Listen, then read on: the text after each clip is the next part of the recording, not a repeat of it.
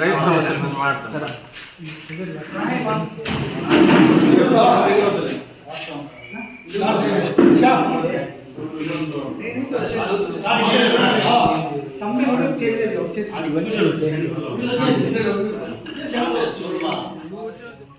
మా వైఎస్ఆర్సీపీ కుటుంబ సభ్యులకు పత్రికా విలేకరులకు అందరికీ నమస్కారం. ఈరోజు మున్సిపల్ సమావేశం జరిగింది. అందులో కూడా నేను గుడియాతం రోడ్లో రస్తా పరుంబోకు గురించి తహసీల్దార్ గారిని వివరణ అడగడం జరిగింది. వాళ్ళైతే రస్తా పరుంబోకులో పట్టా ఇవ్వడానికి కుదరదు, అది చల్లదని కూడా చెప్పారు. తర్వాత మా టీపీఎస్ని కూడా అడిగితే 1 సెంట్ ఇచ్చినారు అన్నారు. వాడు హైకోర్టులో కూడా సబ్మిట్ చేసింది 1 సెంట్కే, కోర్టులో కేసు వేయడం కూడా అది గతంలోనే కేసు కూడా హైకోర్టు కూడా ఏం చెప్పిందంటే ఇతనికి అక్కడ పైప్ లైన్ ఉంది కాబట్టి ఇది రిమూవ్ చేసి అతనికి ఎక్కడైనా ఆల్టర్నేట్గా 1 సెంట్ ఇమ్మని చెప్పారు. కానీ వాడికి హైకోర్టులో వాడికి పక్క అవ్వాలి. అది ఈరోజు మొన్న పలమనేరు కోర్టులో కూడా 24వ తారీఖు పలమనేరు కోర్టులో కూడా జరిగింది. అక్కడ అతనికి ఓకే అయిపోయింటే పలమనేరు కోర్టులో మొన్న వాయిదాకి ఎందుకు పోయాడు? 24వ తారీఖు 24వ తారీఖు పలమనేరు కోర్టులో వాయిదాకు పోయినాడు అతను. ఆ రోజేమో మా ఎక్స్ఎమ్మెల్యే గారిని నాకు హైకోర్టు ఇచ్చింది, హైకోర్టులో నాకు అయిపోయింది అన్నాడు. హైకోర్టులో ఏమిచ్చింది అతనికి? హైకోర్టులో 1 వీక్లో అతనికి ఆల్టర్నేట్ అక్కడ పైప్ లైన్ ఉంది కాబట్టి అక్కడ ఇవ్వడానికి కుదరదు కాబట్టి అతనికి 1 సెంట్ ఎక్కడన్నా ఆల్టర్నేట్గా ఎక్కడైనా చూపించమని ఇచ్చింది ఆర్డర్. హైకోర్టులో అతనికి అయిపోయింది అన్నాడు. తర్వాత 24వ తారీఖు పలమనేరు కోర్టులో దాని మీదే వాయిదా ఉండింది. ఇది రస్తా పరుంబోకు ఇవ్వడానికి కుదరదు, 350 ఇది రస్తా పరుంబోకులో ఇవ్వడానికి లేదు. ఇవాళ ఇదే సబ్జెక్టు నేను మున్సిపల్ మీటింగ్లో కూడా తహసీల్దార్ గారి దగ్గర లేవనెత్తడం జరిగింది. తహసీల్దార్ గారు కూడా ఇవ్వడానికి లేదండి, అప్పుడు ఎవరో ఇచ్చినారని చెప్పారు. అక్కడ మాకు ఎవరిపైన కక్షలు కారణాలు మా ఎక్స్ఎమ్మెల్యే గారికి కానీ మాకు కానీ లేదు. కాకపోతే మున్సిపాలిటీ డెవలప్ అవుతూ ఉంది, మున్సిపాలిటీ పెరుగుతూ ఉంది. ఫ్యూచర్లో వాటర్ ప్రాబ్లం అనేది ఉండాలి. ఆ వాటర్ ప్రాబ్లం వచ్చినప్పుడు పైప్ లైన్ కంపల్సరీ యాడ్ వేయాలా. ఇప్పుడు మొన్న పైప్ లైన్ అంతా పగలగొట్టి వాటర్ సుమారు 6 గంటల సేపు వాటర్ రోడ్డు మీద వెళ్ళిపోతే మున్సిపాలిటీ నుంచి వర్కర్స్ని పిలిపించి అధికార దాహంతో మున్సిపాలిటీ నుంచి వర్కర్స్ని పిలిపించి దాన్ని ఎల్బోలు పెట్టి ఆ యొక్క విద్యానగరం పక్కన తీసి ఇచ్చేసినారు. దానిపైన ఏఈని వివరణ కోరగా ఏఈ గారు మాకు తెలియదండి అని చెప్తున్నారు.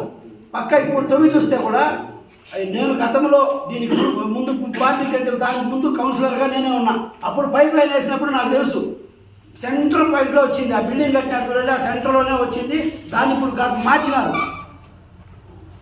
ఎమ్మెల్యే గారి పిఏ అని చెప్పుకునేటువంటి పాత్ర దాన్ని మార్పిచ్చి ఇచ్చేశాడు. కాకపోతే ఇప్పుడు రేపు ఫ్యూచర్లో వాటర్ చాలా కావాల్సి వస్తుంది. అది ఇమీడియట్గా కలెక్టర్ గారు దయచేసి దాని మీద దృష్టి పెట్టి దాన్ని రిమూవ్ చేయించి పైప్ లైన్ని యథాప్రకారం చేయాలని కోరుకుంటున్నాం. నెక్స్ట్ నిన్న ఒకరు ఎక్కడ చూడు వైఎస్ఆర్సీపీ వాళ్ళు లూటీ చేసినారు, ఎక్కడ చూడు కబ్జాలు చేసినారు అని చెప్పారు. ఇప్పుడు సేమ్ ఇప్పుడు ఏదైతే చెప్పారో దాని పక్కలోనే ఇంకొకతను బంకు తీసుకొచ్చి పెట్టాడు. నాయకుడు, తెలుగుదేశం నాయకుడు ఒకతను తీసుకొచ్చి పెట్టి అక్కడ గతంలో వేరే వాళ్ళు పాపం ఒంటెత్తు బండి తోలుకునే గణేష్ అనే అతను వాళ్ళ మిస్సెస్ అక్కడ చిన్న బోండాలు కొట్టు పెట్టుకునేవాళ్ళు. వాళ్ళకి నేనేదో డబ్బులు ఇచ్చినా నేను వాళ్ళ దగ్గర తీసుకున్నానని చెప్పి ఇప్పుడు ఒక నాయకుడు అక్కడ పెట్టినాడు. ఈ విధంగా వీళ్ళు కబ్జాలు చేసుకొని పోతున్నారు. ఇంకొక నాయకుడేమో వైఎస్ఆర్సీపీ వాళ్ళంతా కబ్జాలు చేసినారు అది ఇది అన్నారు. అంగన్వాడీ స్కూల్కి ఇచ్చినటువంటి ప్లేస్లో 4 అంతస్తుల బిల్డింగ్ కట్టి నువ్వు ఈరోజు నీతి మాటలు చెప్తా ఉంటే ఇది ఎంతవరకు సబబు? ఇది సామెత ఆ విధంగా ఉంది.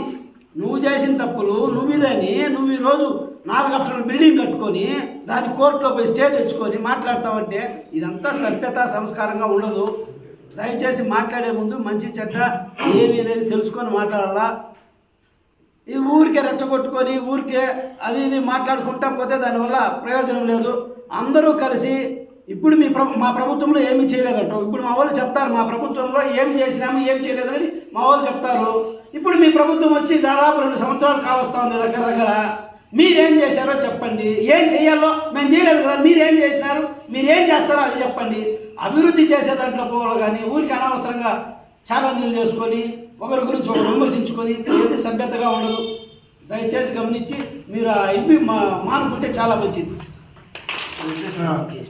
మిత్రులకు మా వైఎస్ఆర్ కుటుంబ సభ్యులందరికీ నమస్కారాలు. నిన్నటి రోజున తెలుగుదేశం పార్టీ వాళ్ళకి సంబంధించిన మా కమ్యూనిటీకి సంబంధించిన ఒక తాత మాట్లాడుతూ, ఎందుకు నేను తాత అంటానంటే నన్ను బాబు అన్నాడు. ఆయన నాకు 46 సంవత్సరాలు అని బాబు అన్నాడు కాబట్టి సరే ఆయన తాతో లేకపోతే నేను ఏదో ఆయన వదిలేస్తాను. నేను ఏమడిగానండి, నేనేమడిగానండి, నువ్వు హాస్పిటల్ డైరెక్ట్గా వండుకొని మున్సిపాలిటీకి వచ్చి అక్కడ అనవసరంగా ఎందుకు నువ్వు రాజార్థం చేస్తున్నావు, అక్కడ ఏదైనా డెవలప్మెంట్ చేసింటే మీరు చెప్పండి, శ్వేతపత్రం ఏందని చెప్పి అడిగినా. అది వదిలేసి నేను లావుగా ఉన్నానా సన్నగా ఉన్నానా, నాది పెద్దదిగా ఉందా చిన్నదిగా ఉందా, నీకెందుకే దాని గురించి, నీకెందుకు, నేను అడిగాను దాని గురించి, మీ డెవలప్మెంట్ చెప్పండి అని చెప్తే అది వదిలేసి నన్ను పర్సనల్గా మీరు చూపిస్తావా, పర్సనల్గా నా పైకి వస్తావా, నువ్వేం చెప్పినావు, నేను అంబేద్కర్ రాజ్యాంగంలో ఉన్నాను, నాకు తెలుగుదేశం పార్టీ వాళ్ళు నన్ను అదేమది సంస్కారం నేర్పించినారు, క్రమశిక్షణ నేర్పించినారు, అమర్నాథ్ రెడ్డి నన్ను క్రమశిక్షణలో పెట్టారని చెప్పారు. ఇదే మీ అమర్నాథ్ రెడ్డి నేర్పించింది నీకు వ్యక్తిగతంగా పొమ్మని చెప్పా. నేను మాట్లాడే చాలా ఉన్నాయి వ్యక్తిగతం పోవాలంటే, కానీ మేము మా అమ్మ నాన్న మాకు సంస్కారం నేర్పించినారు. ఇంట్లో ఎక్కడ పోయి నా గురించి నీ గురించి నేర్చుకోవాలి, నేను ఎక్కడ అడగాలి నీ గురించి, ఎక్కడ అడగాల్సిన బండ, నాకు అన్నీ తెలుసు నీ గురించి, నా గురించి పడుగు 4 జిల్లాల్లో పడుగు నా గురించి చెప్తారు, మా ఫ్యామిలీ బ్యాక్గ్రౌండ్ ఏమి, మా నాన్న ఎవరు నేనెవరు చెప్పి వ్యక్తిగతంగా పోవద్దు. ఇప్పుడు కానీ నాకు సంస్కారం అర్థం వస్తుంది కాబట్టి నేను మాట్లాడను నీ గురించి. ఇంకోటి ఏమి, మున్సిపాలిటీ గురించి నేను నేర్చుకోవాలా, 2 సార్లు స్వామి నేను నేర్చుకోండి, 2 సార్లు కంటెస్టెడ్ కౌన్సిలర్, నేను ఒకసారి కాదు 2 సార్లు కంటెస్టెడ్ కౌన్సిలర్, అది కూడా తెలుగుదేశం బెల్ట్లో గుర్తుపెట్టుకోండి. ఇంకేం 2 రోజులు ఉంది, 4 నెలలు ఓపిక పట్టు, నేనే వస్తా, నేనే నీకు మొగుడు, నేనే వస్తాను, నేను 10 నెలల కాలం నీకు నేనే నన్ను మొగుడు, నేనే కంటెస్టేషన్ పైన తెలుసుకుందాం ఎవరికి ఎంత ఉందో. అనవసరంగా ఏదంటే అది మాట్లాడటము, అనవసరంగా నోరు తిరిగి దాన్ని పారేసుకోవడము, ఇష్టం వచ్చినట్టు మాట్లాడటము, అయినా అది తప్పేలే. ఎందుకంటే అమరన్న ఇక్కడ ఉన్న మా పార్టీలో ఉన్నప్పుడు అక్కడ ఇది జరిగింది, ఇక్కడ పోస్ట్ ఆఫీస్ ఇన్సిడెంట్ జరిగినప్పుడు అమరన్న ఏం సంభవించినారో అందరికీ తెలుసు. పోరా పొంగూరు అన్నాం, అది నీ సంస్కారం. నేను ఎందుకు ఇవంతా చెప్తే బాగుండదు. ఇంకోటి, మీసాలకి పెయింట్ కొట్టుకుని చెప్తాను నేను, నాకుంది నేను కొట్టుకుంటా, నాకుంది నేను కొట్టుకుంటా, నీకు కూడా కొట్టుకో, నీకు లేదని చెప్పి నువ్వు బాధపడి నేనేం చేద్దాం కొడుతుంది. నీ లిమిట్లోనే ఉండు, నా లిమిట్లోనే ఉంటా, రాజకీయం చేద్దాం, పర్సనల్గా వద్దు. ఇంకోసారి పర్సనల్గా పోదామంటే ఇంకా నాకు చాలా ఉన్నాయి, నేను పోతాను, దానిపై నేను ఇష్టం. నమస్కారం. నిన్నటి రోజు తెలుగుదేశం పార్టీ ఆఫీసులో జాతీయ రత్నాల్లో అనబడే తెలుగుదేశం పార్టీ నాయకులు మా మీద, మా వైఎస్ఆర్ కుటుంబం మీద విమర్శ చేశారు. వ్యక్తిగతంగా నన్ను విమర్శ చేశాడు ఒక నాయకుడు. నేను ఇది పేరు చెప్పను, నాయనైతే మాజీ మున్సిపల్ చైర్మన్ భర్త అన్నాడు. దాంతోపాటు నాది ఇంకోటి కూడా ఉంది, హ్యాట్రిక్ కౌన్సిలర్. 3 సార్లు కౌన్సిలర్ పలమనేరు మున్సిపాలిటీలో. పలమనేరు మున్సిపాలిటీ పుట్టినప్పటి నుంచి నేను కౌన్సిలర్. పలమనేరు మున్సిపాలిటీ ఉన్న రోజు నేను కౌన్సిలర్ ఉంటా. ఇంకోటి నాకు చెప్పాడు బౌండరీ యాదో ఎక్కడో తెలియదు అని చెప్పాడు. నేను డీలిమిటేషన్ మెంబర్ అండి, నేను మున్సిపాలిటీ డీలిమిటేషన్ చేసేటప్పుడు ఏ బౌండరీ ఎక్కడ ఏ అన్నీ నాకు ఈ పలమనేరు మొత్తం తెలుసు కాబట్టే నేను 3 సార్లు కౌన్సిలర్ అయినా. నువ్వు పలమనేరుకి వచ్చేటప్పటికి నేను కౌన్సిలర్, నువ్వు పలమనేరు ఆడ ఊరు ఏదో ఊరు అదే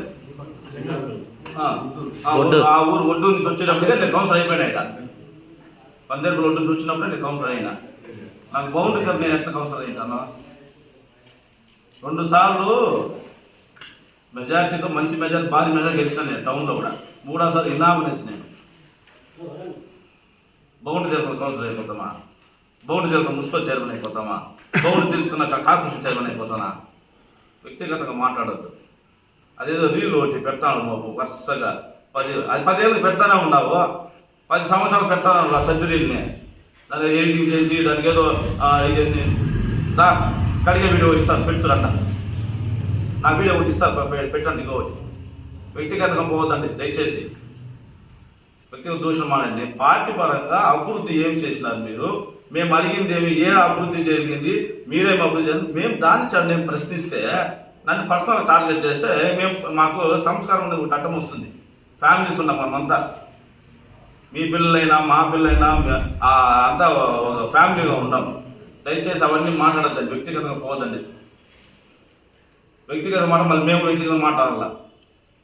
వీడియోలు చూపించి భయపడిపోయి పారిపోతుంటున్నారా? అన్ని సిద్ధమై కూర్చోండి. ఇలా ఎవడు ఏమే గాజు అంత దారాలే సిద్ధమని కూర్చొని అందరూ ఇలా ఏమో మాట్లాడిస్తే ఏమో చేస్తాము పట్టేస్తాము అది ఏముండదు. రెడీగా ఉండాము. తల్లారు నాయకుడు మేము చెప్పినానంట మాట్లాడేదొద్దు వద్దని, నేను మాట్లాడుతూనే ఉంటా. ఇప్పుడు నరేష్ చెప్పాను కదా మీరు నిలిపేదో మేము చెప్తామని. ఇప్పుడు మళ్ళీ మేము ఇస్తున్నాము, మళ్ళీ ఏంటి మళ్ళీ మేము ఇస్తాము. మీరు ఓటు ఇస్తే 2.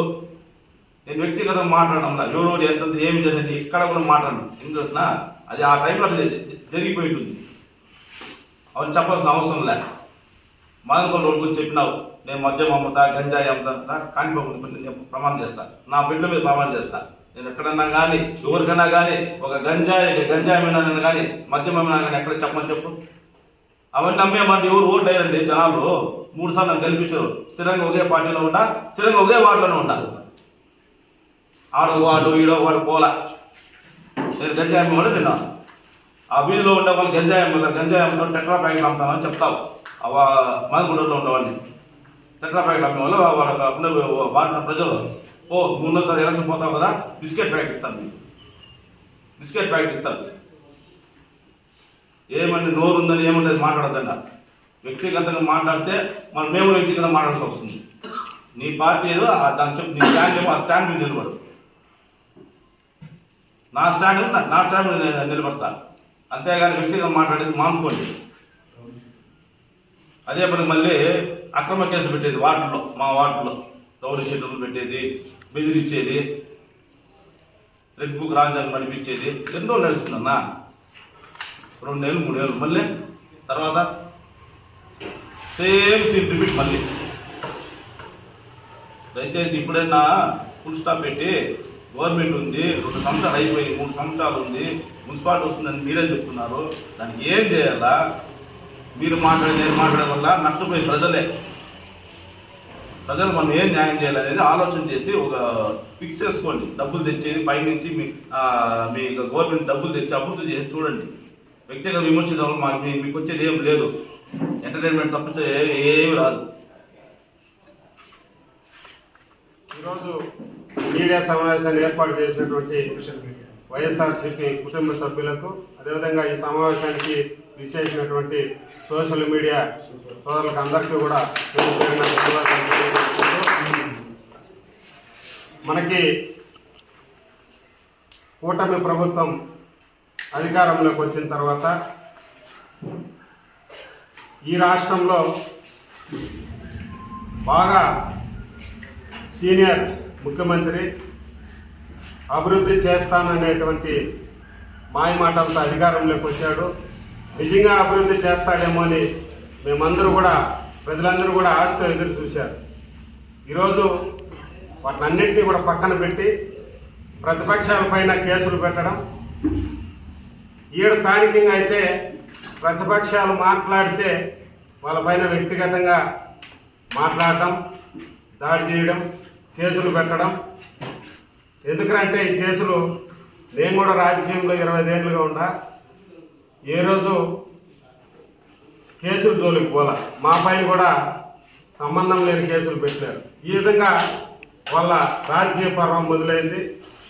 మా వాళ్ళు నిన్న ప్రెస్ మీట్లో కూడా ఒకటే అడిగారు, రాజకీయ పార్టీగా మనం ప్రజలకి ఎన్నో హామీలు ఇచ్చి ప్రజాక్షేత్రంలో గెలిచిన తర్వాత మీరు చెప్పినటువంటి హామీలు ఏం చేశారు, మీరు శ్వేతపత్రం రిలీజ్ చేయండి, లేదంటే ప్రజలకు తెలియజేయండి అని చెప్పడం జరిగింది. మరి వాటినన్నింటినీ కూడా పక్కన పెట్టి నిన్న ప్రెస్ మీట్ అంతా కూడా నేను కూడా చూసిన ఏదో తూతూ మంత్రంగా మాట్లాడినట్లుగా అనిపించింది. దయచేసి ఈ పలమనేరు నియోజకవర్గానికి ప్రజలందరికీ కూడా మేము కొన్ని విషయాలు తెలియజేయాలి. ఎందుకంటే నేను కూడా డాక్టర్ వైఎస్ రాజశేఖర రెడ్డి గారు ముఖ్యమంత్రిగా ఉన్నప్పుడు రాజకీయాల్లోకి వచ్చాను. ఈ పలమనేరు నియోజకవర్గానికి ఆయన పేరు ఇప్పటికి కూడా గుర్తుండిపోతుంది. ఎందుకంటే 2-3 విషయాలు మేము ఆయన ఎప్పుడు గుర్తు చేసుకుంటాం.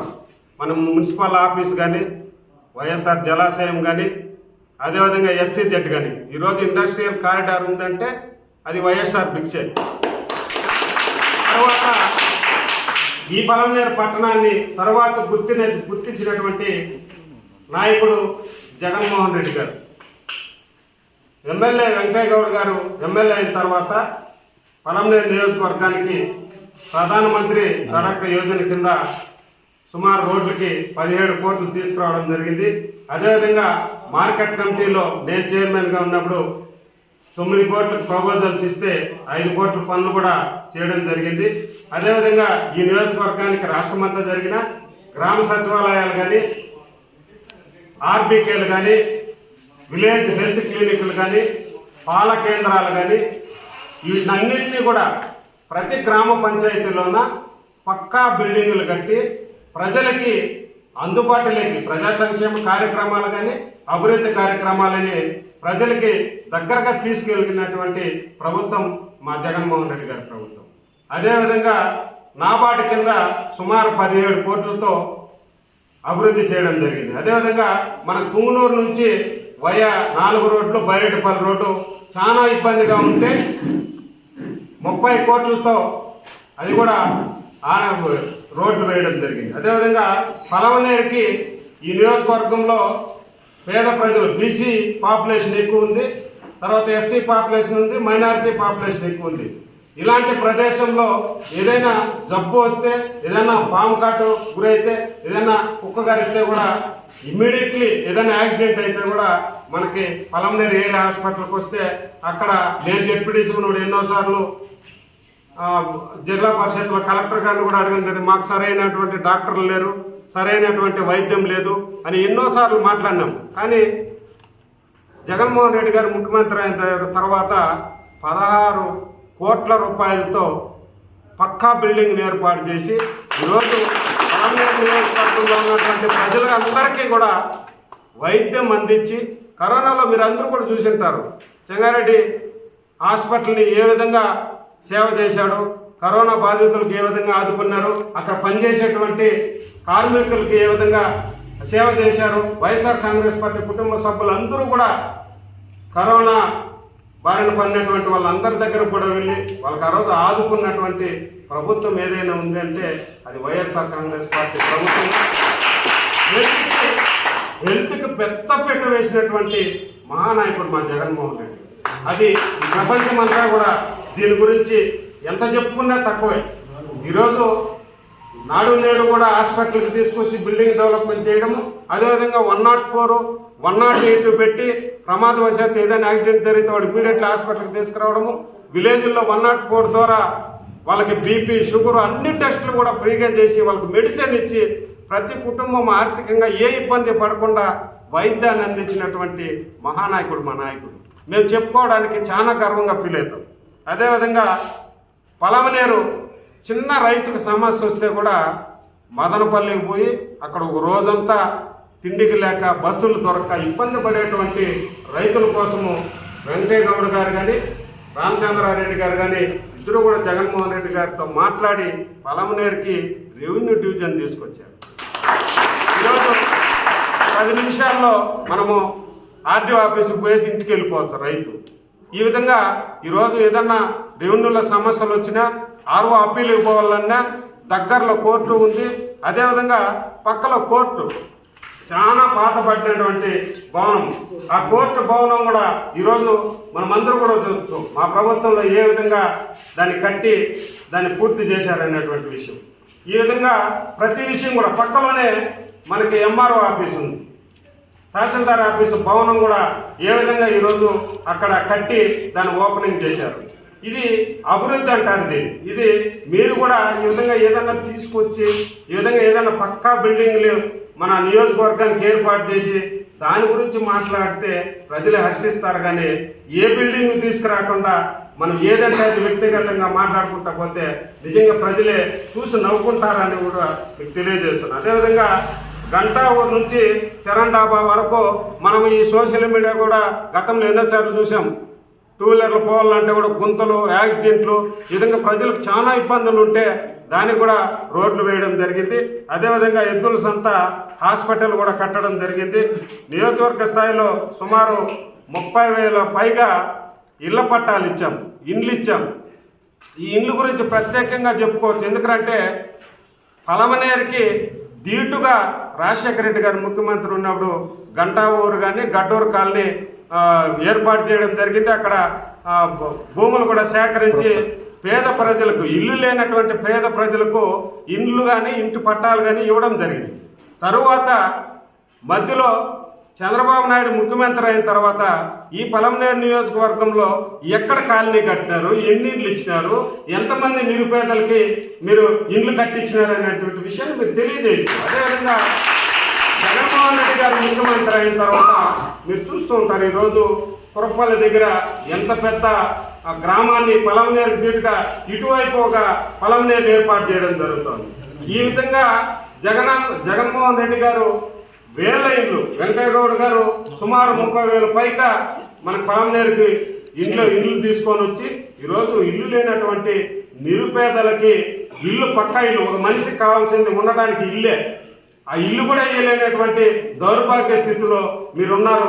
ఈ పలమనేరుకి పూర్తి స్థాయిలో పేదవారికి ఇండ్లు పట్టాలు, ఇండ్లు ఇచ్చినటువంటి ఘనత వైఎస్ఆర్ కాంగ్రెస్ పార్టీ. ఈరోజు మేము ఇచ్చేసినటువంటి ఇండ్ల మధ్యలో ఏదైనా ఇండ్ల జాగాలు ఉంటే మా వాళ్ళు చెప్పినట్లు అది ఏ విధంగా అన్యాక్రాంతం అవుతుందో మీరు మళ్ళీ కూడా మా వాళ్ళ ఆధారాలతో చూపెడతారు.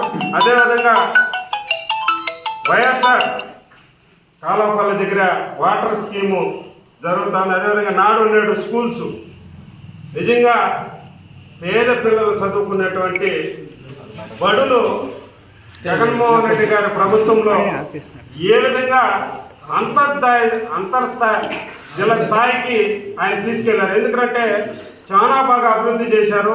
పిల్లలకి ఇంగ్లీష్ మాట్లాడటం కానీ, వాళ్ళకి ట్యాబ్లు ఇవ్వడం కానీ, వాళ్ళకి నాణ్యత, ఫుడ్లో నాణ్యత పెంచడం కానీ, వాళ్ళ క్వాలిటీ భోజనము, వాళ్ళకి చిక్కీలు ఇవ్వడం కానీ, ఈ విధంగా వాళ్ళకి డ్రెస్సులు, షూలు, బ్యాగులు, అన్ని సౌకర్యాలు, పేద పిల్లలకి డబ్బులు ఇవ్వడము, అమ్మఒడి ఇవ్వడం, ఈ విధంగా స్కూళ్ళని రూపురేఖలే మార్చినటువంటి జగన్మోహన్ రెడ్డి గారు ఈరోజు నిజంగా నేను కూడా మా పంచాయతీలో బిల్డింగ్ కట్టినా, ప్రభుత్వం పోయిన తర్వాత ఆ బిల్డింగ్ ఎట్లుందో అట్లే ఉంది.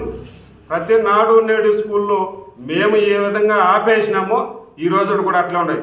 స్కూళ్ళ దగ్గర కూడా రాజకీయం చేయడం ఎందుకు, వాటిని కూడా పూర్తి చేయాలని మేము కోరుకుంటున్నాం. అదేవిధంగా మా ప్రభుత్వంలో పలమనేరుకి నడిబొట్టున ఉన్నటువంటి శివాలయానికి అప్పుడున్నటువంటి చైర్మన్ సొంతంగా డబ్బులు కట్టి గోపురాన్ని 5 లక్షలు డబ్బులు కట్టి సుమారు 28 లక్షలు గోపురాన్ని కూడా శాంక్షన్ చేయడం జరిగింది. 1,28,00,000.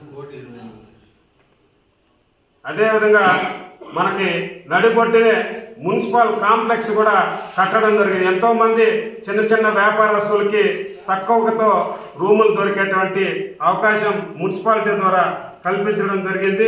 అదేవిధంగా ఈరోజు ప్రతి కుటుంబానికి వాలంటీర్ని ఏర్పాటు చేసి సుమారు 1,694 మందిని మన జగన్మోహన్ రెడ్డి గారి ప్రభుత్వంలో ఇంటింటికి వచ్చేటువంటి పథకాలన్నింటినీ కూడా తీసుకెళ్ళడానికి వాళ్ళకి ఉద్యోగాలు ఇచ్చి జీతాలు ఇచ్చి మేము ఏర్పాటు చేస్తే వాళ్ళకి 10,000 రూపాయలు ఇస్తామని చెప్పి వాళ్ళని మోసం చేసి ఈరోజు ఆ నిరుద్యోగులందరినీ కూడా జీవనాధారం మీద కడుపు కొట్టినటువంటి ప్రభుత్వం ఇది కూడా తెలియజేస్తున్నాం. అదేవిధంగా సచివాలయ ఉద్యోగులు 1,100 మందికి ఈ నియోజకవర్గంలో ఉద్యోగ అవకాశాలు కల్పించడం జరిగింది. వాళ్ళందరూ కూడా ఈరోజు సచివాలయంలో జాబులు చేస్తున్నారు. అదేవిధంగా మున్సిపాలిటీలో మనమందరూ కూడా చూసాం. ఇంటర్నల్ రోడ్స్, ఆర్ఎంబి రోడ్లు ఏ విధంగా వేయడం జరిగింది. ఈరోజు పలంనేరులో చాలా బాగా మనమందరూ కూడా నడుస్తూ ఉన్నామంటే ఆ రోడ్స్ అన్నీ కూడా మున్సిపాలిటీ ఆధ్వర్యంలో, వెంకయ్య గౌడ్ ఆధ్వర్యంలో వేసినవే. ఇవన్నీ కూడా ఇంకా చాలా ఉన్నాయి చెప్పడానికి. కాబట్టి నేను ఈరోజు డెవలప్మెంట్ గురించి, అభివృద్ధి గురించి ఎందుకు మాట్లాడినామంటే వైఎస్ఆర్ అదే ఎందుకు చెప్తున్నామంటే మనము ప్రజలు మనకు మ్యాండేట్ ఇచ్చిన తర్వాత అభివృద్ధి చేయడానికి పోటీ పడాలి. అదేవిధంగా మీ వార్డు పరిధిలో కానీ, గ్రామ స్థాయి పరిధిలో కానీ, మండల పరిధిలో కానీ ప్రభుత్వం నుంచి ఏ విధంగా నిధులు తీసుకురావాలా, ప్రభుత్వం నుంచి వచ్చే నిధుల్ని ఏ విధంగా మనము రోడ్లకు కానీ, డ్రైనేజీకి కానీ, లైటింగ్ సిస్టమ్ కానీ, బిల్డింగ్స్ కానీ ఏ విధంగా డెవలప్ చేయాలనేటువంటి విషయంలో మనం పోటీ పడాలి. కానీ ఈ విధంగా చీప్గా వ్యక్తిగతంగా విమర్శించుకోవడం కరెక్ట్ కాదు. దయచేసి వీటినన్నింటినీ కూడా పక్కన పెట్టి మీరు అభివృద్ధి పదంలో పోటీ పడాలని మీకు అందరికి కూడా కోరుకుంటూ నాకు ఈ అవకాశం ఇచ్చినందుకు అందరికీ ధన్యవాదాలు. మీడియా సోదరులకి, అలాగే ఇక్కడికి వచ్చినటువంటి వైఎస్ఆర్సీపీ కుటుంబ సభ్యులందరికీ హృదయపూర్వక నమస్కారం తెలియజేసుకుంటున్నాను. నిన్న తెలుగుదేశం పార్టీ కార్యాలయంలో తెలుగు తమ్ముళ్ళు చాలా మాట్లాడారు, నా గురించి కూడా చాలా మాట్లాడారు. వాళ్ళకి నా రూట్లో కొంచెం చెప్పాలనుకుంటున్నాను. ప్రజాక్షేత్రంలో గెలవని వాళ్ళు కూడా మాట్లాడారు. నిజమే. ఎందుకురా అంటే 2009లో రాజశేఖర రెడ్డి గారు చనిపోయిన తర్వాత వైఎస్ఆర్ కాంగ్రెస్ పార్టీకి ఫస్ట్ పునాది వేసింది ఎవరంటే హేమంత్ కుమార్ రెడ్డి. పునాది వేసిన తర్వాత ఈ యొక్క పార్టీలోకి ఎమ్మెల్యేలు వచ్చారు, మున్సిపల్ చైర్మన్లు అందరూ వచ్చారు, అందరూ అనుభవిస్తూ ఉన్నారు. నేను ఎందుకురా పోటీ చేయలేదంటే ఫస్ట్ అదే ఇప్పుడున్న మన ఎమ్మెల్యే అమర్నాథ్ రెడ్డి గారు, మీ ఎమ్మెల్యే ప్రెసిడెంట్, ఆయన అప్పుడు మా పార్టీలోకి వచ్చి హేమంత్ మీ భార్య ఉద్యోగం చేస్తూ ఉంది, నీకు వద్దు ఇప్పుడు సివి కుమార్ అన్న గారిని మున్సిపల్ చైర్మన్ చేస్తాము, నువ్వు దయచేసి చేయొద్దు అని చెప్పాడు. ఆ రోజు నేను అడిగాను, అన్నా నేను మున్సిపల్ చైర్మన్ కావాలని నేను అడిగాను. మా భార్యను రాజీనామా చేసేదానికి కూడా నేను రెడీ అయిపోయి డిఈఓ ఆఫీస్లో కూడా సంతకాలు పెట్టడానికి కూడా రెడీ అయిపోయినాం. కానీ ఆయన నా మంచికి చెప్పాడా చెడ్డకి చెప్పాడా ఆయనకు తెలుసు. ఆ విషయాలు ఎందుకు చెప్పాడని కూడా నాకు తెలుసు. కానీ మీరు మాట్లాడేటప్పుడు ఆలోచించి మాట్లాడాల. కానీ అప్పుడు కూడా మున్సిపల్ గెలిపించాము, తరువాత కూడా అదే మున్సిపాలిటీని మళ్ళా గెలిపించాము. ఎవరి ద్వారా? నేను 2 సార్లు ఇదే మున్సిపాలిటీలో నేను 2 సార్లు నేను లేకపోయినా కూడా మా వైఎస్ఆర్ కాంగ్రెస్ పార్టీ నేను నిలబడకపోయినా కూడా మా పార్టీ వాళ్ళని మేము ఐకమత్యంతో ఉండి అందరూ కలిసికట్టుగా మా చైర్మన్ నిలబెట్టాము. ఈరోజు మీసం మెలేసి కూడా చెప్తా ఉన్నా. అందుకే నిన్ను కూడా ఛాలెంజ్ చేశాను, 26 వార్డులో కూడా గెలిపించి చైర్మన్ చేపిస్తానని. కానీ మీరేం చెప్పారు? మీరు 26 వార్డులు గెలిపిస్తే గుండు కొట్టుకుంటారంటున్నారు. చైర్మన్ మీ చైర్మన్ తెలుగుదేశం చైర్మన్ పెడతాను మీరు చెప్పడం లేదు. మీకు అపనమ్మకం, మీరు గెలవరని మీకు తెలుసు. కానీ ప్రగల్భాలు పలుకుతూ ఉన్నారు, మీరు 26 వార్డులు గెలిస్తే గుండు కొట్టుకుంటామని. అది కాదు మగతనం. చైర్మన్గా మేము నిలబెడతామని చెప్పి నేను ఛాలెంజ్ చేశాను. తప్పకుండా వైఎస్ఆర్ కాంగ్రెస్ పార్టీ చైర్మన్ని మేము తప్పకుండా నిలబెడతాం. నేను చెప్పాను, మీకు చిట్టా విపతాను అని చెప్పాను. మీరు గుమ్మడికాయ తొందరంటే భుజాలు తడుకుంటారంతా. మావాడు ఎవరు డబ్బు తీసుకున్నాడు, ఎవరి పేరు చెప్పేది. నాకు ఫోన్ చేసి వాడి పేరు చెప్తావా, వాడి పేరు చెప్తావా అని అడుగుతాను. అయ్యా నేను చెప్పాను డబ్బు తీసుకున్నానని. నేనైతే ఎవరికి డబ్బు ఇవ్వలేదు. ఒకవేళ తీసుకుంటే మీ మనస్సాక్షి మీకే తెలుస్తుంది. నేనైతే ఎవరికి డబ్బు ఇవ్వలేదు. నేనేం చెప్పాను, మీ చిట్టా నా దగ్గర ఉంది, ఎవరెవరు ఏమేమి చేస్తారో ఆ బాగోతా నా దగ్గర ఉందన్న. ఉదాహరణకి అదే ఇప్పుడు నేను కన్వీనరు ఆ రోజు స్క్రూటినీలో ఏం జరిగింది? ఇప్పుడు మనం ఎగ్జామ్ పోయేటప్పుడు అటెస్టేషన్ ఎవరికి తీస్తాము? మనం లోకల్లో ఉండే హెడ్ మాస్టరు ఎవరైనా గెస్ట్ రాజుగా సంతకం తీస్తాము. ఇప్పుడు మీరు మీ యొక్క నామినేషన్ పత్రంలో ఎవరికి సంతకాలు తీయాలా? పుత్తూరులో ఎక్కడిపోయి సంతకం తీసుకొచ్చినారు, కార్వేట్ నగర్లో పోయి సంతకాలు తీసుకొచ్చారు. మేము స్కూటీలో దాన్ని నిలబెట్టాము, అది రిజెక్ట్ అయింది. అందరూ మాత్రం నువ్వు డబ్బు తీసుకున్నాను నేను చెప్పలేదే, నీకు తెలియదా నువ్వు రిజెక్ట్ అయింది, ఎందుకు రిజెక్ట్ అయింది అనేసి? మనం ఎగ్జామ్ ఇక్కడ రాస్తా ఉంటే హాల్ టికెట్ ఇక్కడ ఇస్తే నేను ఇక్కడ రాయను, నేను పోయి పుత్తూరులో రాస్తా, కార్వేటంలో రాస్తా అవుతుందా? అది న్యాయమా? అట్లా అని చెప్పేసి నేను చట్టం చెప్తానంటే నువ్వు డబ్బు తీసుకున్నట్టు నేను చెప్తున్నా. నువ్వు డబ్బు తీసుకోవాలా, నేను రిజెక్ట్ అయినావు, రిటర్నింగ్ ఆఫీసర్ నేను రిజెక్ట్ చేశాడు. అలాగే ఇంకొక మనిషి, ఇంకొక కౌన్సిలర్గా ఆయన పోటీ చేశాడు, ఆయన ఇట్లా పెట్టాడు రిటర్నింగ్ ఆఫీసర్ ముందర, అన్నీ బాగుంది. లాస్ట్లో అఫిడవిట్ ఒకటి పెట్టాం బయట. అఫిడవిట్లో లేడీ పేరు ఉండాల, ఇంద్రాణి అని పేరు ఉండాల. ఏం పేరుంది? చంద్రశేఖర్ పేరు, చెంగలరాయిలో చెంగరాయిలో ఎవరి పేరు పెట్టారు అండర్స్టేషన్ అఫిడవిట్లో. దాన్ని రిజెక్ట్ చేశాము. ఏడొక ఇది ఉంది, ఆడొక ఇది ఉంది. ఈ సంతకాలంతా మీరు తప్పు కదా, అంతలో మాత్రానికి అతను డబ్బు తీసుకుని మీరు చెప్పినామా? అంతెందుకో ఇప్పుడు మీ దగ్గరే మా వైఎస్ఆర్ ఇద్దరు గెలిచారు, విఆర్సి కుమార్, కిరణ్. వాళ్ళే అడిగారు వాళ్ళు ఎవరికైనా డబ్బు ఇచ్చారమ్మని, మాకైతే తెలియదు వాళ్ళు ఇచ్చినట్టు. మీరెందుకు గుమ్మడికాయ దొంగ అంటే భుజాలు తడుకుంటారు? బిడాత్తాడు నడుచుకుంటారు, ఇటు వంకనే పోతారంటారు మీరు. మేము ఎన్నిసార్లు చెప్పారు, మీరు చెప్తా ఉంటే కూడా వింటారు. నేను నిన్నేం చెప్పాను, చిట్టా నా దగ్గర ఉంది. ఇట్లా అందరూ మీరు తప్పులు చేసుకొని ప్రతిదీ ఇదే తప్పులు చేసుకునేది. నేను డబ్బులు తీసుకున్నానని ఎవరిపైన నేను వ్యక్తిగత ఖర్చుగా నేను చెప్పడం లేదు. చిట్టా ఉంది అన్నాను, ఇప్పుడు ఎగ్జాంపుల్ చెప్పాను, ఇంకా అందరికీ చెప్పండి వాడు అందరికీ నా దగ్గర ఉంది. ఆ రోజు ఏం జరిగింది అంతా నేను చెప్తాను. డబ్బు అయితే నేను ఇవ్వలేదు, మీరు తీసుకున్నారా? ఒకవేళ మీరు ఎవరైనా తీసుకుంటే అది మీ మనసాక్షి వెళ్ళేస్తాను. ఇంకొక ఆయన నా గురించి మాట్లాడాడు, మిలిటరీలో ఉన్నాడా ఇంకేనా ఉన్నాడా అని. అదే మీసం మెలేసి చెప్తా ఈరోజు కూడా, దేశం కోసం 17 సంవత్సరాలు ఇండియన్ ఆర్మీలో పనిచేసి వచ్చిన, ఇక్కడ కూడా ఎందుకు వచ్చినా, ఇప్పుడు కూడా నాకు ఒక పార్టీ స్టాండ్ కావాలా, నేను దేశంలో ఎలా సేవ చేస్తాను, ఇక్కడ కూడా సేవ చేయాలనే ఉద్దేశంతో ఒక పార్టీ ఎన్నుకున్నాను. అది వైఎస్ఆర్ కాంగ్రెస్ పార్టీ ఎన్నుకున్నాను. ఇక్కడ ఒక నాయకుడిగా చలామణి అవుతున్నాను. నేను 10 మందికి సేవ చేయాలని కోరుకుంటున్నాను. నేను ఎక్కడ మీ మార్గం భూ కబ్జాలు కానీ ఏమన్నా సెటిల్మెంట్లు కానీ హేమంత్ కుమార్ రెడ్డి పేరు ఎవరు చెప్పలేరు. అర్థమైందా? ఇంకొక విషయం తోడపాటు చెప్తా, రేపు మీరు మేనేజ్ చెప్తా, రేపు యుద్ధం వస్తే నేను యుద్ధానికే పోతా, యుద్ధంలో చచ్చిపోతా. మీ మార్గం సారాయి గుట్కా ప్యాకెట్ కొనుక్కోను, నేను యుద్ధానికే పోతా, యుద్ధంలో చచ్చిపోతా. మీ మార్గ సారాయి ప్యాకెట్లో గుట్కా ప్యాకెట్ కొనుక్కోను. హేమంత్ కుమార్ రెడ్డి యుద్ధానికే పోతాడు, యుద్ధంలో మీరు చచ్చిపోతా. నీకు యోగ్యత ఉందా? నువ్వు ఏడ గుట్కా ప్యాకెట్ అనుకుంటావు, లేదా సారాయి ప్యాకెట్ అనుకుంటావు, అది మీ యోగ్యత. కాబట్టి మాట్లాడేటప్పుడు ఒక ఇండియన్ ఆర్మీ సోల్జర్ని నువ్వు అవమానపరుస్తా ఉండవు. 17 సంవత్సరాలు ఇండియన్ ఆర్మీలో పనిచేస్తున్నా నువ్వు చెప్తావు, ఎందుకు చెప్పేది శ్రీరంగం లేదు దుమ్ముడికి వస్తాడు, అది మీకు వర్తిస్తుంది. అది ఎందుకంటే రేపు యుద్ధం వస్తే నేను పోతాడు యుద్ధానికే, అక్కడ చచ్చిపోయిందని కూడా రెడీ నేను. నువ్వు ఇక్కడ గుట్కా ప్యాక్లో సారా ప్యాక్లో పోవాలా, లేదంటే అంటే యాక్సిడెంట్ కేసు ఉంటే వాదించుకోవాలా, చచ్చిపోయిన వాళ్ళ కేసు వాదించుకోవాలా. అది మీ పని, నా పని అది కాదు. రేపు యుద్ధం వస్తే పరిగెత్తావు తుపాకి ఎత్తుకొని నేను రమ్మంటే, అట్లుండాలి పౌరుషం అంటే.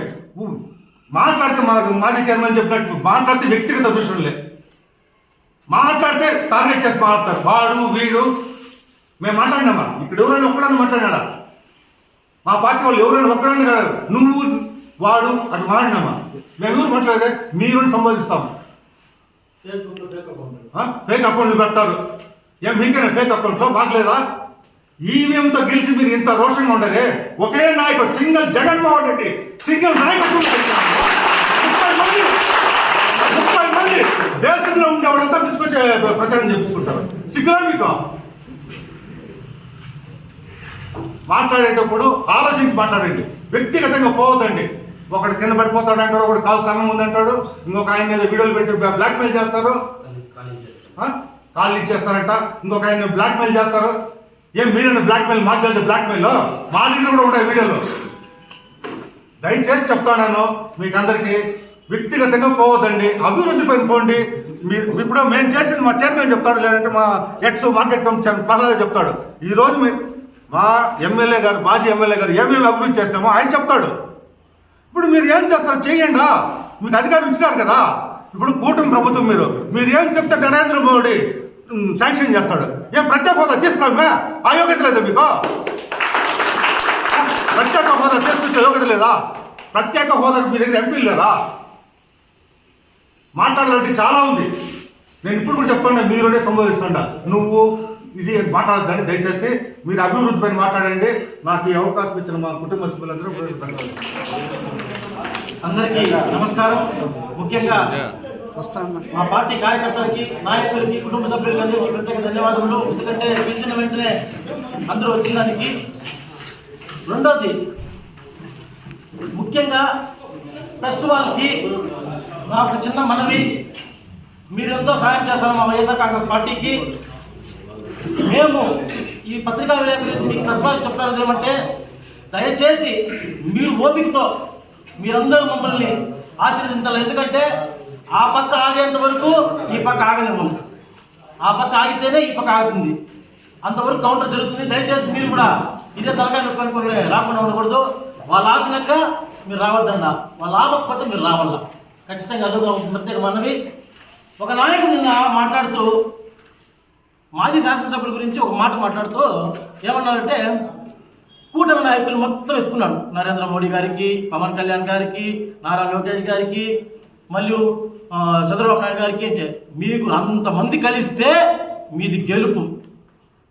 మేము ఒక్కరిగా గెలిచిన గెలుపు, వాళ్ళందరితో గెలిచిన గెలుపు కాదు. మళ్ళీ మీరందరికీ వాళ్ళకంతా నమస్కారాలు పెట్టుకుని మాట్లాడాల. మాకు ఒకే నాయకుడు, ఏకైక నాయకుడు జగన్మోహన్ రెడ్డి. మాకు ఒకే ఒక లీడరు డాక్టర్ ఎన్ వెంకటగౌడ గారు. ఇక్కడ మీరు ఎంతమంది జవాబు చెప్పాలా? 8 మంది 9 మంది లేరు చెప్పాలి. ఎందుకంటే మీరు వాళ్ళందరి ఆశ్రమ, వాళ్ళందరూ కష్టాలతో మీరు గెలిచిండేది.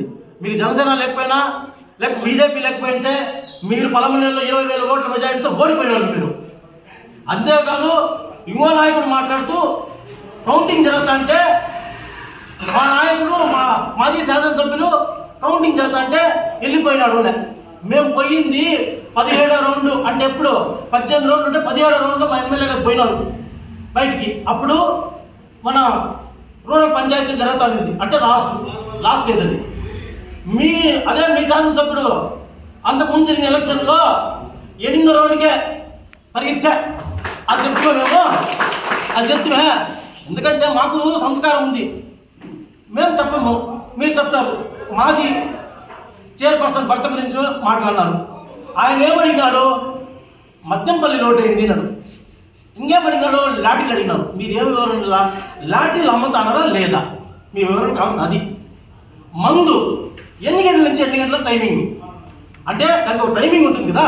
షాప్ ఇంత నుంచి ఇంత ఓపెన్. ఎన్ని గంటలకు ఓపెన్ ఉంది? ఎప్పుడు మందు కావాలా? దొరుకుతుంది అని చెప్పినాడు. దొరకలేదో మీరు చెప్పండి. దొరకలేదంటే మేము దొరికేదో మేము వీడియో పెట్టి మేము పెడతాము. లాటరీ టికెట్లు, ప్రింటెడ్ టికెట్స్ తెచ్చి చూపిస్తాము. చిత్తూరు వాళ్ళు బ్యాచ్ వాడుతున్నారు, గుడియాతం వాళ్ళు బ్యాచ్ వాడుతున్నారు. ఇవన్నీ మేము తేలే. ఒక జాఫర్ బాయ్ గురించి చెప్తారు.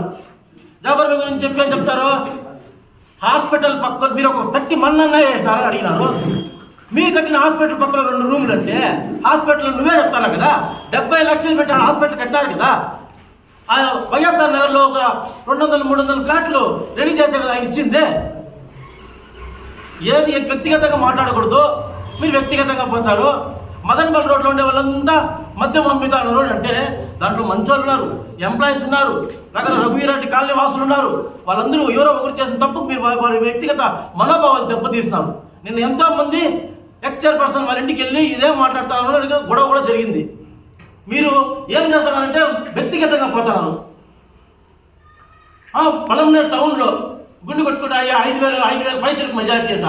నేను 6 గుండు కొట్టుకుంటా 5,000 మెజారిటీలు మీరు చూపించేస్తే. మీరు రికార్డెడ్ గారన్నా వైసీపీ మెజారిటీ ఎంత ఇక్కడ ఉంది కదా. టౌన్లో మెజారిటీ ఎంత? 2,400 కదా.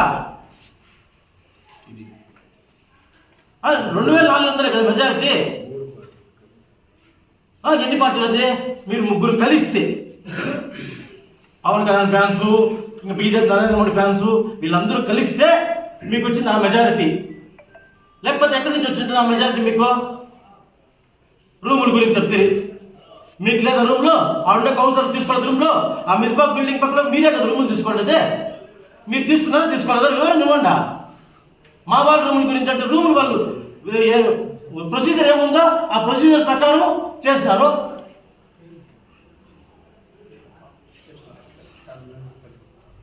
మిస్బాది అదే ఏమైందో మళ్ళీ వాళ్ళకి అది ఏం జరిగిందో మీకే తెలియాలి. అది పొలం నెల హాస్పిటల్ కట్టలేదా? కోర్టు బిల్డింగ్ కట్టలేదా? ఎన్ని ఉన్నాయి అభివృద్ధిలో?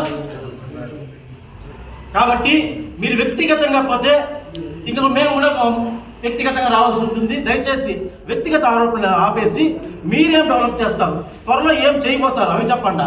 మేమేం డెవలప్ చేయాలో చేస్తాము, మేము చెప్తాము. మీరు ఇంకా డెవలప్లో మాతో పోటీ పడండి.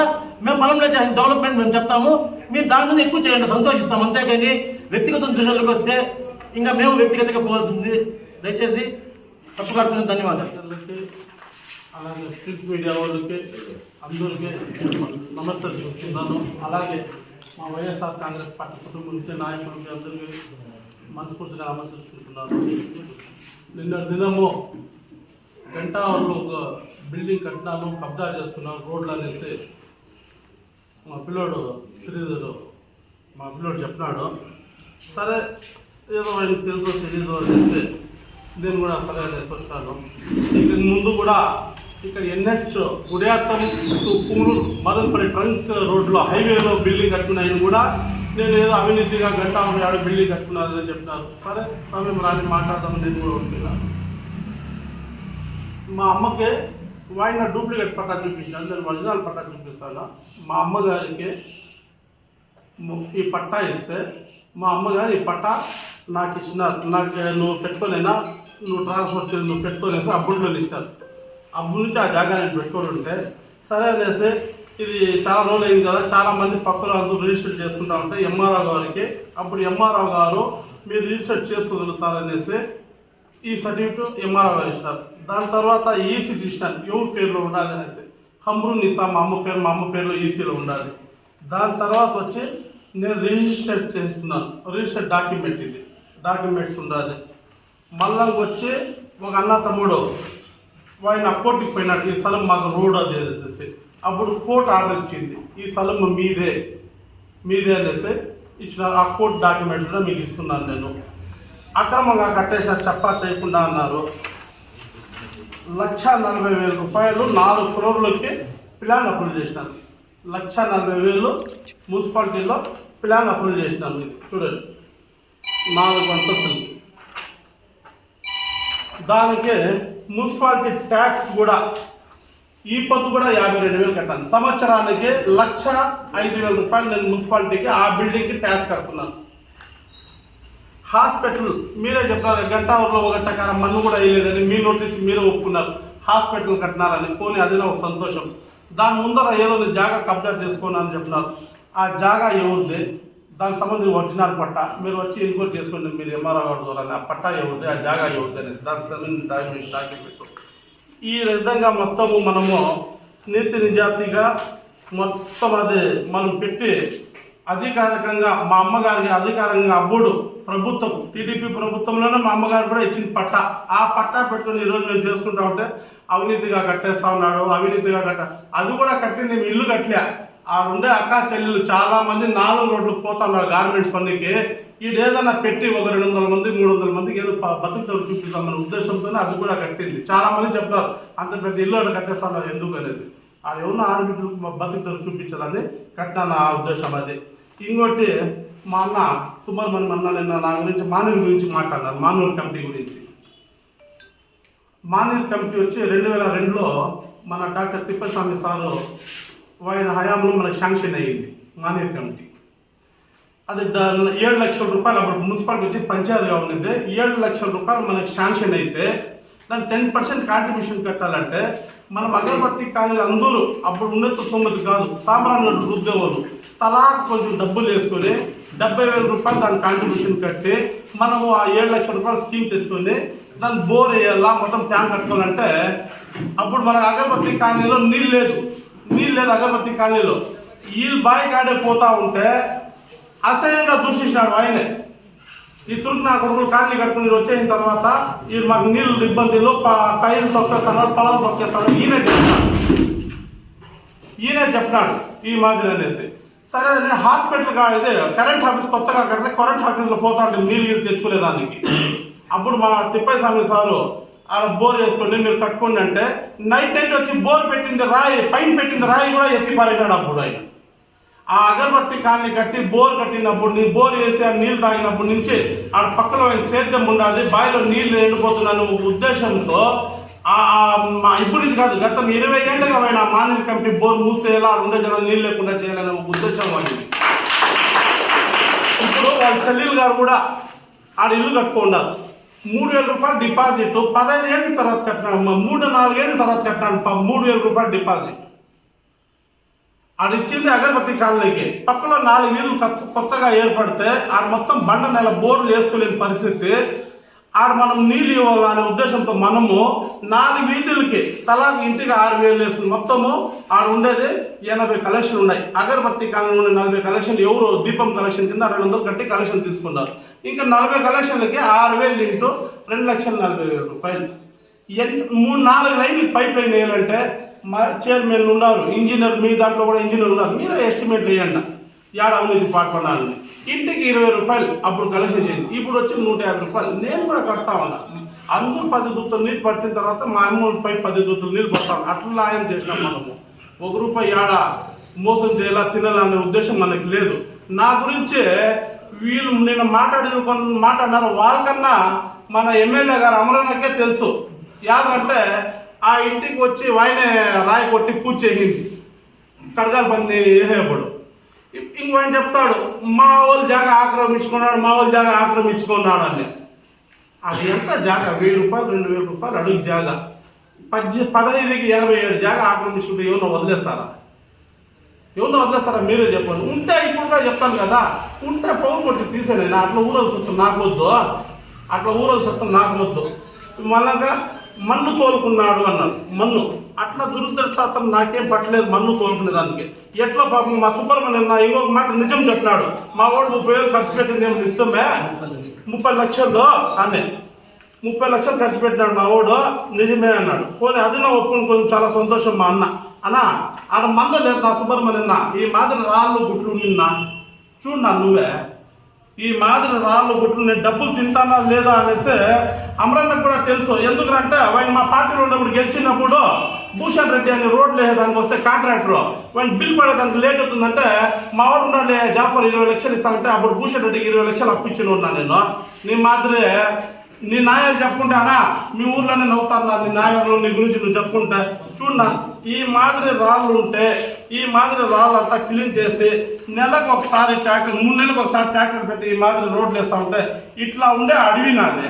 ఇట్లా ఉండే అడవికి ఊరు చేసి ప్రభుత్వానికి నేను మొత్తం ఒక 300 ఇంటి స్థలాలు జాగా పట్టాలు ఇచ్చినా. ఏమే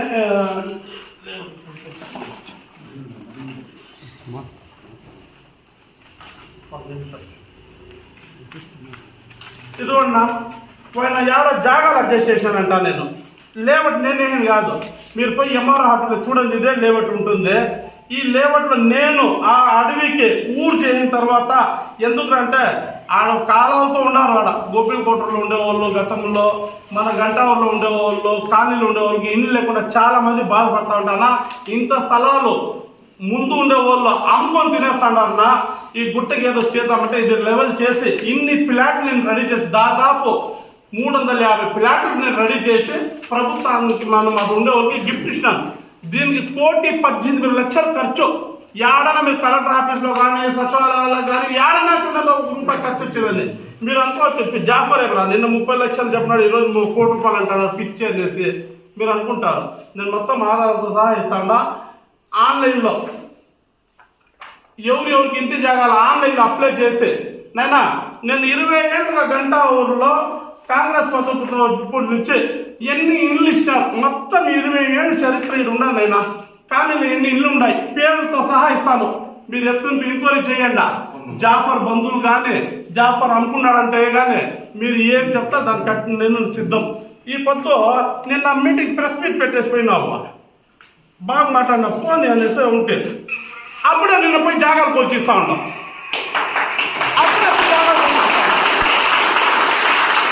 అప్పుడే పోయి జాగాలు పోల్చి అమ్ముతా ఉంటాం. లైవ్ చూడ మాట్లాడితే మా వాళ్ళు మీ వాళ్ళు అంటాము. చెప్పు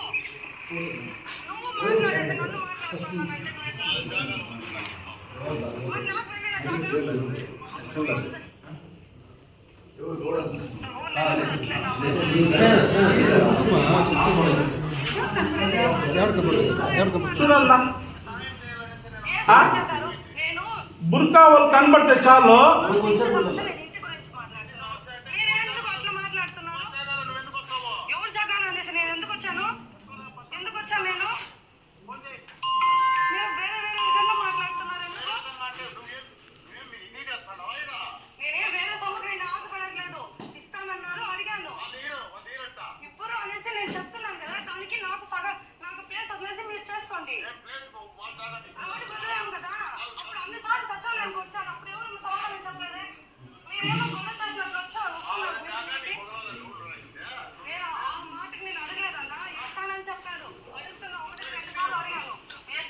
ఈ మాదిరి నిన్న ప్రెస్ మీట్ చేసిపోయి అప్పుడే జాగాలు కూల్చి ఇస్తా ఉన్నాడు.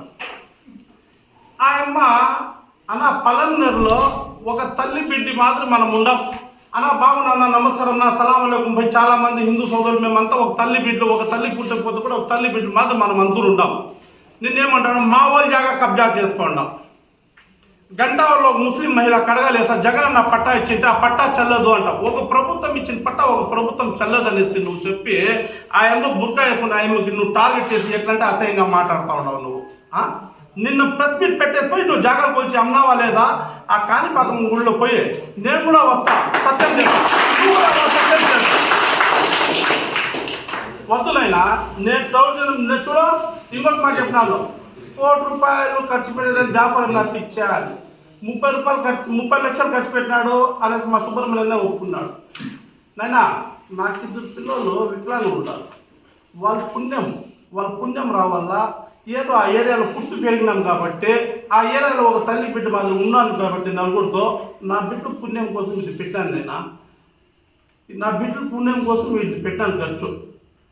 అప్పుడు నువ్వు చెప్పేది నువ్వు ఇంకో మాట చెప్పావు 200 లోడ్లు మన్ను తోగానని ఎంత లోడేసినాయినా 200 లోడ్లు మన్ను వాళ్ళు కొడుకొని పుట్టింది వాళ్ళు కొడుకొని పోయినా ఎంత లోడేసినాయినా నేను ప్రూఫ్ చూపించిన చూడు ఈ మాట చూపించు నువ్వు మన్ను తోలేదు ఏడన్నా నువ్వు మన్ను తోలేదు ఏడాడున్నాయి నేను లెవెల్ చేసి సత్రం చేసి ఇచ్చిన జాగాలు ఎంఆర్ఓ ఆఫీస్లో చెప్పి 212 పట్టాలు షణ్ముఖం కలెక్టర్ సార్ సంతకం చేశారు ఆర్టీఓ గారికి ఇవ్వండి అనేసి.